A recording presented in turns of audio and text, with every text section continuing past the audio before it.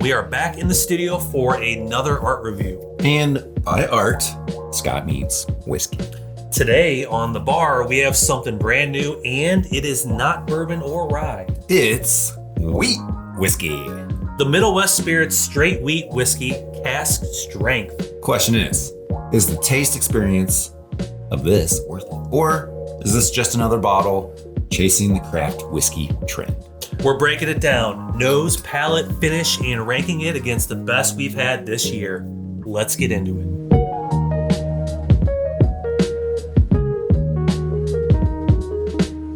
What is your general opinion of the brand?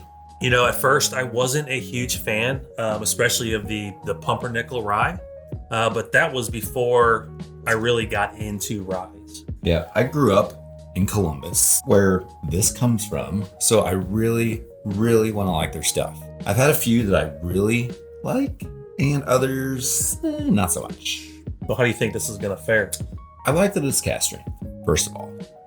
125 proof. I expect some depth, some flavor, and I think I'm going to like it. I'll pour. Pour it up. While Scott does so, make sure to hit that subscribe button if you haven't done so already. Okay, we are ready. So we're going to sniff, sip, and rank and share our experience along the way. Will this meet expectations? Just from a color standpoint, looks like honey. Hello, honey. Does it smell like honey? Get a little, maybe a tiny bit. This is not what I expected from a, I don't know what to expect from a wheat whiskey, but Not this. there's a little spice to it. Like spice, but also baking spices. It's got a much spicier nose than I would have anticipated. Mm-hmm. In a good way. It's cask strength. So, cinnamon, allspice. I get lots of spice. Yeah. Not just spices. Let's talk bottle design. Okay. Okay, got a nice little detail here. Got an embossed, some letters, some words. It looks like it says Middle West Spirits right up here on the top. Custom bottle design. There's a big old M on the bottom. Don't spill it.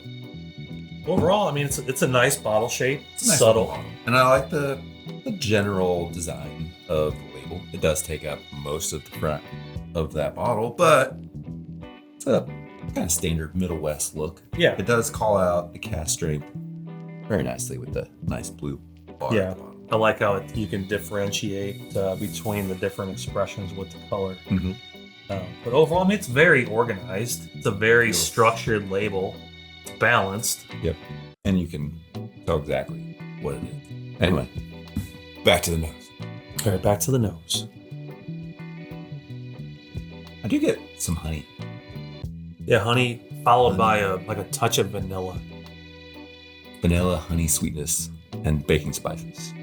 It is opening a little bit more, a little earthy note. Mm-hmm. Mm-hmm. Are you digging it? I'd say so far, so good. Let's taste it. Cheers. Cheers.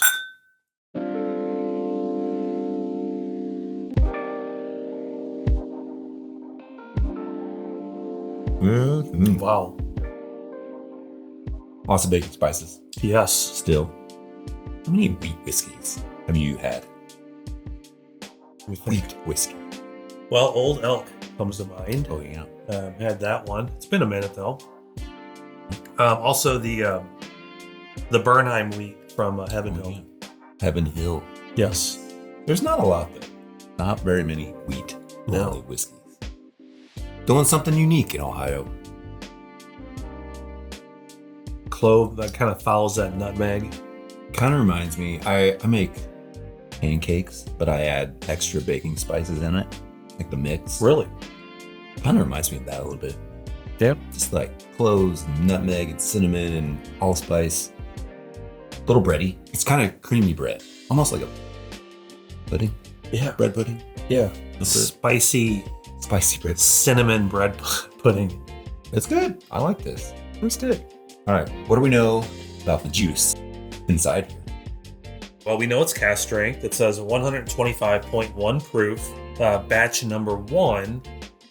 On the back here, it says Middle West straight wheat whiskey is crafted in small batches from soft red winter wheat to showcase regional agriculture.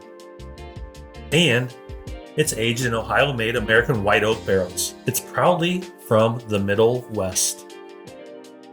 That's what we know. Is Middle Ohio. We know anything about the mash bill? So the mash bill is not on the bottle, but pretty sure it's 95% soft red winter wheat and 5% two-row barley from Ohio. And the website, it says it's aged 4 years. It's a little on the young side, I would say. Well, you wouldn't tell by the color looking at it, although it is beautiful dark honey. 125 proof, but still, I mean, that's for a 4 year. That seems pretty fairly dark. Yeah. So the white oak comes from Ohio? It's Ohio. Or do they just manufacture the barrels there? I think it's Ohio white oak. Okay. I could be wrong. Okay. But maybe it's just the barrels. I don't know. But that's still cool. I mean, it's all doing stuff locally. Yeah. That's really cool. Like that. Not a lot of brands can say that we're featuring all this stuff in this location. Yeah. That's something unique. That by itself makes it more appealing to me. I'd be more likely to try any whiskey that was, created with local resources rather than, borrowing from other states. Yeah, I can appreciate that. I can buy into that. Yeah. So we know Middle West is relatively young. I want to say they started 2009, 8, 7. 2008. Okay. I feel like they're growing and they're only going to get better with age. Yeah. Right. I mean, this is 4 years old. Yeah. If they let this sit for another 2 years, watch out. So what's their core lineup consist of? So Middle West has 3 core whiskeys in their lineup. Now 6, I guess. They have the regular standard versions of these and then also cask strengths of each of them. So they have the wheated bourbon whiskey. They have the dark pumpernickel rye, which I like. You're not as crazy about. And then also this wheat whiskey. So wheat whiskey and then the cask strength version. They also have some blends and stuff, but so these new cask strength versions they're going to be standard offerings. Correct. Okay. Yes. So they'll have basically, I think, 6 standard offerings. Then they have all the finished versions, the special limited that come in those really nice containers. Yeah. Just totally different look than this, but yeah, all their standard. What's this bottle? Let me try it again. A few more tasting notes here. Yeah. It's just really nice. Like, just really pleasant. I get more and more of the bourbon-y notes, like more of a strong vanilla caramel. If I were to blind this, I would think it was a bourbon. I get heavy vanilla, caramel, cinnamon, and wheat. But yeah, I mean, you'll get that in bourbon. It's kind of standard, but also really there's a lot of flavor. I think the cask strength that's what it is, and I don't think I've ever had a wheat whiskey that had this much complexity to it, this much flavor, this much depth to it. Yeah, it's a 95% wheat, but it's got flavor. All right, you ready to rate this wheat whiskey? Before we rate, as you guys know, if you've watched our reviews in the past, we don't include price. The price, though, for these cask strength bottles are roughly $65, so not too bad. Yeah, pretty reasonable for a cask strength.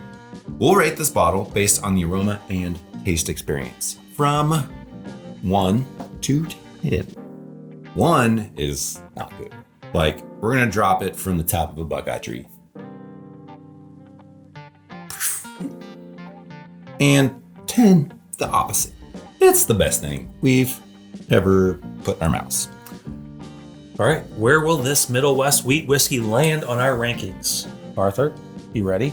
Yeah, you go first. Me? Okay. So yeah, this was a very pleasant surprise. Judging by my previous experience with Middle West, as we've talked about, this was a very, very good wheat whiskey. As a matter of fact, probably the best wheat whiskey I've ever had. It's complex, it's rich, it's got a nice mouthfeel. I like all facets of the tasting experience with this. Overall, I like the direction that Middle West is heading, and I'm really excited to see what they do with their other cask strength expressions. So I'm really ready to try those, especially the pumpernickel. Oh, Ready to go round 2. What do you give it? What's your number? I'm gonna give this a solid 8. 8. Whew. So I'm with you. This definitely surprised me from the first sniff, which was like, whoa, I didn't expect that from wheat, to the finish. It was amazing, I would say, all the way through. Wheat is a tricky grain to get right, and Middle West did it with batch number 1. This is batch number 1, and they killed it. I had to knock anything, which there isn't much to knock, but I wish it was higher age. A couple more years and this could be even more flavorful and complex and probably go up a number or 2 on the rankings. For now, I'm gonna give it an 8. I really enjoyed this, and if it was aged a little longer, it's gonna be 9 to 10 range. Like, this is solid stuff. If you haven't tried Middle West, I recommend you do so, and Scott does too. Go get yourself a taste of Ohio. That's a good thing, right? Ohio tastes good. Okay, so with a score of 8 and 8, the wheat whiskey cask strength gets a combined score of 8. Have you tried this? If so, do you agree or disagree with us? Let us know in the comments. Okay, time to see where this baby lands on the Artfully Bourbon rankings. Roll it. All right, Scott, what do you think? Did this live up to your expectations? I think it exceeded my expectations. Now you should go back and try that pumpernickel rock. Agreed. See ya. I think we'll change them. Oh, bye. If you enjoyed this episode, make sure to hit that like button, subscribe, and ring the bell so you don't miss our next review, hunts, challenges, and more. Cheers to Middle West. Thanks for watching. Until next time, please enjoy responsibly. Peace.